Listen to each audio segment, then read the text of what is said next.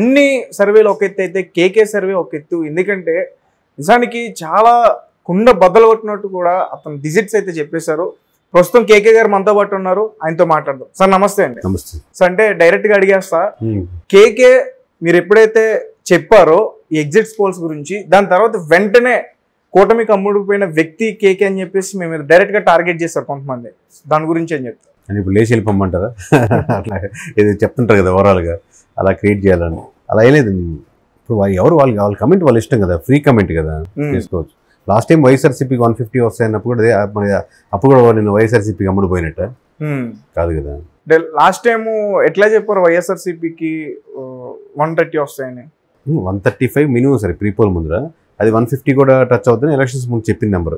ఓవరాల్గా ఎలా చెప్పామంటే సార్, మన సర్వే కంపెనీ ఓవరాల్గా పబ్లిక్ కోసం చేసే కంపెనీ కదా. అంటే సహజంగా అరుగు మీద కూర్చున్న వాళ్ళ కాడి నుంచి అందలం మీద ఉన్నటువంటి వాళ్ళు కూడా ప్రతి ఒక్కరు ఒక నెంబర్ చెప్పొచ్చు, ఎవరి ఇష్టం వచ్చినట్టు వాళ్ళు చెప్పుకోవచ్చు, తప్పలేదు. ఎవరికి ఆ ఫ్రీడమ్ ఉంది. ఇన్ని వస్తాయి అనుకుంటున్నాను, 100 వస్తాయి అనుకుంటున్నాను, పవన్ కళ్యాణ్కి ఇన్ని వస్తాయి అనుకుంటున్నాను, ఇట్లా చెప్పుకోవచ్చు. బట్ మాకు ఇండివిజువల్గా ఒక బ్రాండ్ ఎందుకు ఏర్పడిందంటే, మేము ఎమ్మెల్యేలకి సర్వే చేసే కంపెనీ. సర్వే చేసి వాళ్ళకి స్ట్రాటజీస్ చెప్పి వాళ్ళ దగ్గర రిపోర్ట్ తీసుకొని, సరే మా దగ్గర నుంచి వాళ్ళు రిపోర్ట్ ఇచ్చి వాళ్ళ దగ్గర మనీ తీసుకొని మేము రిపోర్ట్ చేస్తాం. అంటే విలేజ్ వారీగా ఈ గ్రామంలో ఇలా ఉంది, ఈ మండలంలో మీకు ఇలా ఉంది, మీరు ఇక్కడ వ్యతిరేక ఉన్నాయి, ఈ ఫ్యాక్టర్స్ అని దాంట్లో కన్సాలిడేట్ చేసిన వచ్చిన నెంబర్ ఫైనల్గా చెప్తున్నాం. అలాగే అంతేగాని ఓవరాల్గా మా అసెస్మెంట్ కాదు, ఇలా రావచ్చేమో నేను ఇది అనుకుంటున్నాను అనేది కాదు. సో వర్క్ చేసేది మనం ఏ పార్టీ అయినా, అది వైసీపీ ఎమ్మెల్యేలకైనా చేస్తాం, టీడీపీ వాళ్ళకైనా చేస్తాం, జనసేన వాళ్ళకైనా చేస్తాం. సో కాబట్టి మోర్ యాక్యురేట్గా ఉండేదానికి, అవకాశం దగ్గరగా ఉండేదానికి ఛాన్స్ ఉన్నాయి. ప్లస్ ఆల్రెడీ లాస్ట్ టైం మనం సక్సెస్ఫుల్గా మనం ప్రిడిక్ట్ చేయగలిగాం, మనం చెప్పింది కరెక్ట్ అయింది కాబట్టి. ప్లస్ మేబీ నా ఎక్స్ప్లెనేషన్ వల్ల రకరకాల రీజన్స్ వల్ల అటెన్షన్ ఎక్కువ డ్రా అవుతుంది. అంటే మీరు ఏ ఎమ్మెల్యేల దగ్గరైనా వర్క్ చేస్తారని చెప్పేసి మీరు అన్నారు. చేస్తున్నాం. లాస్ట్ టైం అయినా వైఎస్ఆర్సీపీ వాళ్ళ దగ్గర చేశారు, ఇప్పుడు కూడా చేస్తున్నాం. ఇప్పుడు మేము పార్టీకి కన్సాలిడేట్గా ఉండి మేము ఏ పార్టీకి వర్క్ చేస్తాం లేదు. ఇప్పుడు వైఎస్ఆర్సీపీ ఎమ్మెల్యేకైనా సరే, మినిస్ట్రీస్కైనా సరే, ఎక్స్ మినిస్ట్రీస్కైనా సరే చేస్తున్నాం. అయితే ఇప్పుడు కూటమి వస్తుందని చెప్పేసి అన్నారు కదా, కూటమి రావడానికి ఒక 5 ఫ్యాక్టర్స్ అన్న చెప్పగలుగుతారా? ఫస్ట్ ప్రధానమైన ఫ్యాక్టర్ కూటమి రావడానికి కూటమి. రెండో ఫ్యాక్టర్ మామూలు జగన్మోహన్ రెడ్డి గారి నుంచి వైఎస్ఆర్సీపీ నుంచి కూటమికి ట్రాన్స్ఫర్ అయ్యి ఓట్ బ్యాంకింగ్. అంటే లాస్ట్ టైము వైఎస్ఆర్సీపీకి వేసి, ఈసారి రకరకాల ఇష్యూస్ ఫ్యాక్టర్స్ వల్ల, అంటే ఒక్కొక్క ఏరియాలో ఒక్కొక్క ఇష్యూ, అక్కడ రాజధాని ఉండొచ్చు, ఇంకో దగ్గర కడపలో ఇంకో ఇష్యూ ఉండొచ్చు. ఇవి ప్రధానంగా వైజాగ్లో వేరే ఇష్యూ, అంటే వైజాగ్లో వాళ్ళు ఓన్ చేసుకోకపోవచ్చు రాజధాని. అలాగే గోదావరి జిల్లాలో జనసేన బలంగా పనిచేయడం కావచ్చు, అంటే అన్ని దగ్గరలో పనిచేస్తుంది, అక్కడ ఇంకొంచెం మోర్ ఫాస్ట్ ఎక్కువ ఉండొచ్చు గెలుపు గుర్రాలకి. అది కాకుండా 5 ఫ్యాక్టర్స్ ప్రధానం.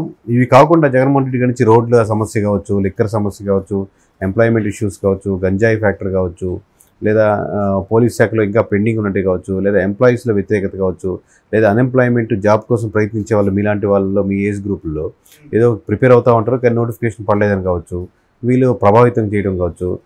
చాలామంది కొత్తగా వచ్చిన ఓటర్స్ ఫేవరింగ్ టు జనసేన లేదా ఫేవరింగ్ టు కూటమి వైపు మళ్ళీ దానికి ఆస్కారం ఉన్న వాళ్ళు కావచ్చు, లేదా బయట నుంచి కొత్తగా వచ్చిన ఓటర్స్ వాళ్ళు ఇళ్లలో ప్రభావితం చేసేవాళ్ళు, లేదా ఆల్రెడీ కూటమి వైపు మళ్ళీ వాళ్ళు కావచ్చు.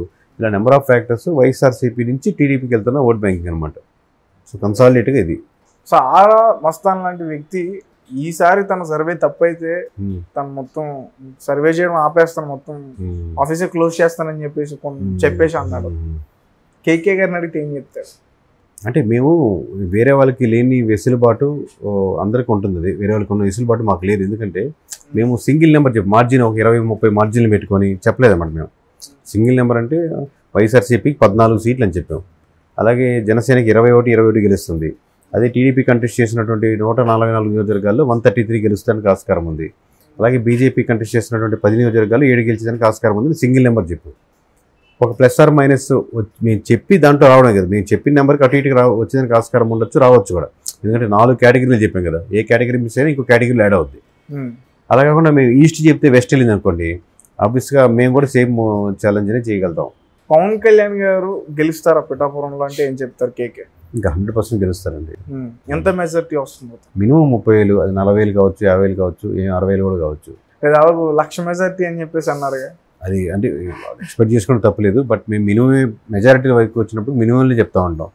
ఎందుకంటే మన మాట ఒకసారి బయటికి పోయిన తర్వాత అది రాంగ్ అవ్వకూడదని. సార్ అందరూ కూడా ఎక్కువగా మిమ్మల్ని ట్రోల్ చేస్తారు, ఆ విషయం మీకు తెలుసో లేదో.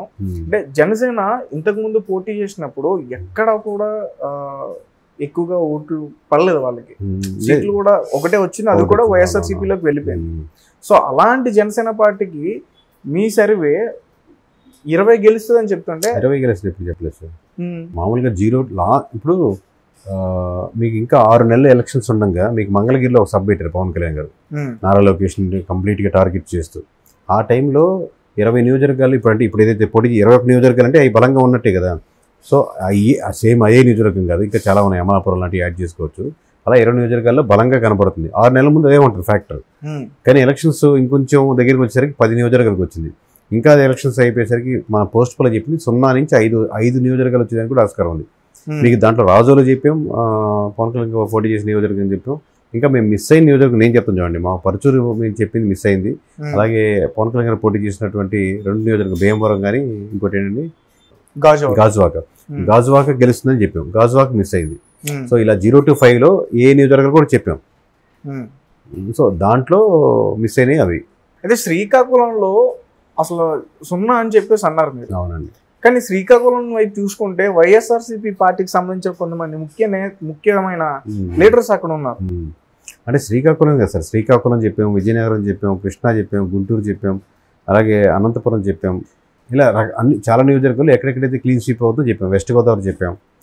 సో ఈ ఫ్యాక్టర్స్ ఏంటంటే అక్కడ కూడా ముఖ్య నేతలు ఉన్నారు, ప్రతి జిల్లాలో ముఖ్య నేతలు ఉన్నారు. ప్రతి ఎమ్మెల్యేకి తానుగా ముఖ్య నేతే, నాకంటే అతను ముఖ్య నేత తనకి ఎవరైనా గెలవాలనుకుంటారు. కానీ మీ ఫ్యాక్టర్స్ ఓవరాల్గా 15% ఓట్ బ్యాంకింగ్ డిఫరెన్స్గా వెళ్ళిపోతున్నప్పుడు ముఖ్య నేత ప్రాముఖ్య నేత అనేది ఏముండదండి, మామూలుగా ఓడిపోవడం తప్పితే ఇంకేముండదు. సో కూటమి గెలవడానికి బలమైన రీజన్ అడిగితే కేకే గారు చెప్పగలుగుతారా? కూటమి అని చెప్పాను కదా ఇందాకే, కూటమి గెలవడానికి కూటమే ప్రధానమైన కారణం, బలమైన అన్నారు కాబట్టి. అంటే ప్రజల్లో ఇప్పుడున్న వైఎస్ఆర్సీపీ పార్టీ మీద వ్యతిరేకతతో కాదు, ఆ వ్యతిరేక ఓటు కూడా యాడ్ అవుతుంది. ప్రధానం అన్నారంటే నెక్స్ట్ లెవెల్ పక్కన పెడతాం కదా, ప్రధానమైన అనేది కూటమి. సో ఎప్పటి నుంచి చేస్తున్నారు సార్? ఎట్లా అంటే ఈ అసలు కేకే గారు ఎప్పుడు స్టార్ట్ చేశారు ఇట్లా?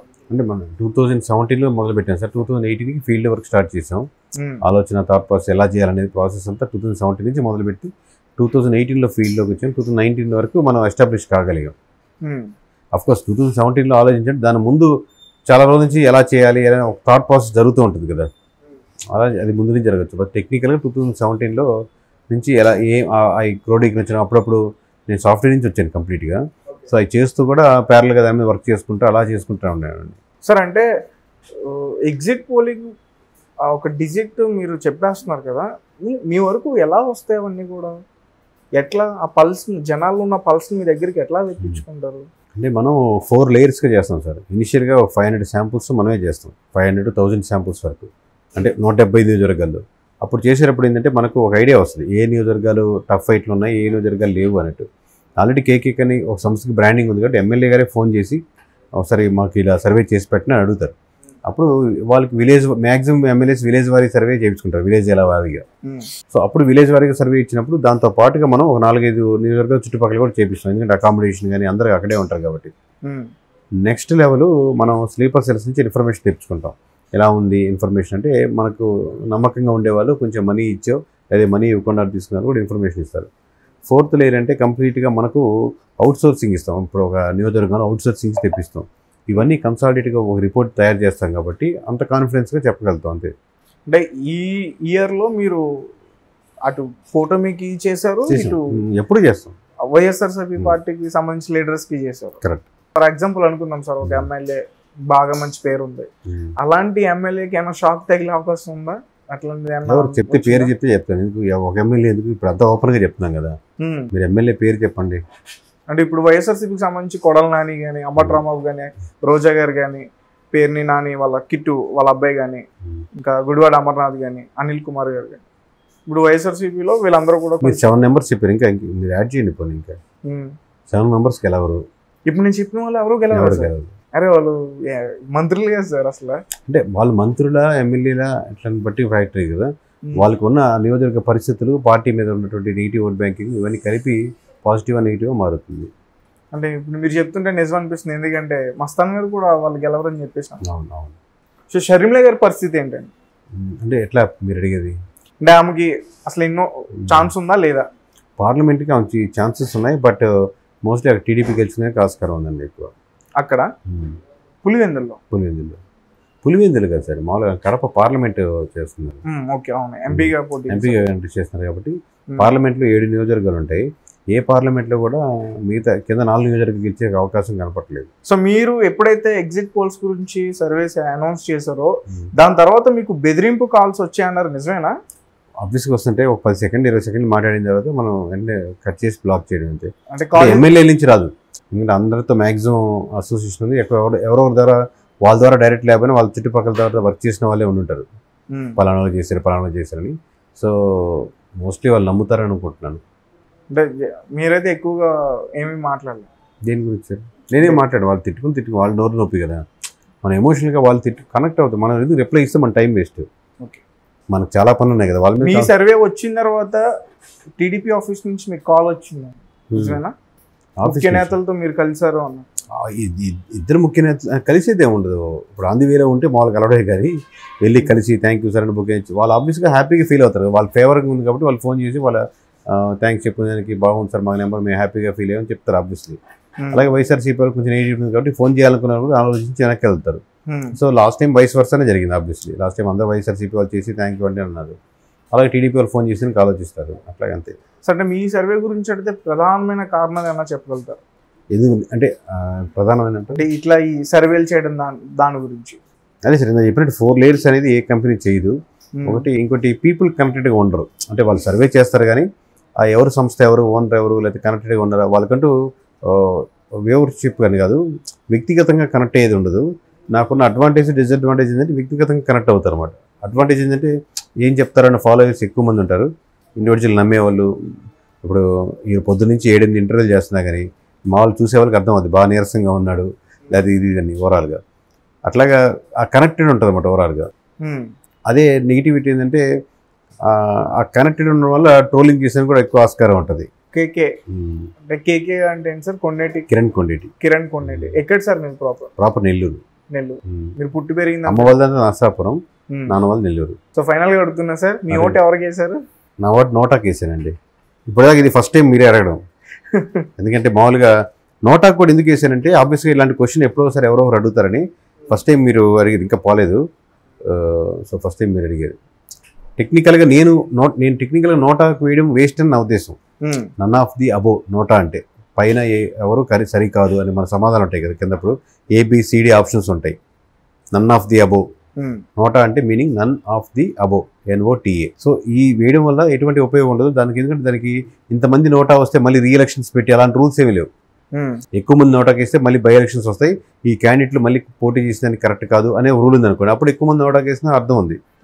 సో ఉన్న క్యాండిడేట్లో 11 లాస్ట్ ఇండిపెండెంట్ ఎవరైనా ఉంటే బెటర్గా చేసుకుని అడ్వాంటేజ్. బట్ నా పరిస్థితి వేరు కాబట్టి ఒక పార్టీకి నేను ఏ సైడ్ తీసుకునేందుకు ఆస్కారం ఇండివిజువల్ లేదు కాబట్టి, ప్లస్ నేను అడిగిన దానికి అబద్ధం చెప్పను కాబట్టి సో నేను నోటాకి వేయాల్సి వచ్చింది. బట్ జనాలు ఎక్కువ మంది నోటాకి వేయడానికి కరెక్ట్ కాదేమో నా వ్యక్తిగత అభిప్రాయం.